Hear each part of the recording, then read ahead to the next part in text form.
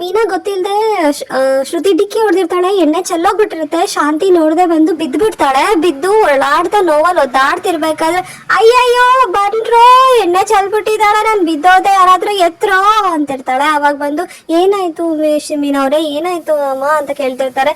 ನಾನು ಇವ್ನ ಯಾವಾಗ್ಲೂ ಬೈತಾ ಇರ್ತೀನಲ್ಲ, ಅದಕ್ಕೆ ನನ್ನ ಸಾಯಿಸೋದಕ್ಕಂತ ಸ್ಕೆಚ್ ಹಾಕಿದಾಳೆ ಕಣೋ, ಎತ್ತೋ ಅಂತಾನೆ. ಎತ್ತಕ್ ಹೋಗಿ ಮನೋಜನು ಬಿದ್ದೋಗ್ಬಿಡ್ತಾರೆ.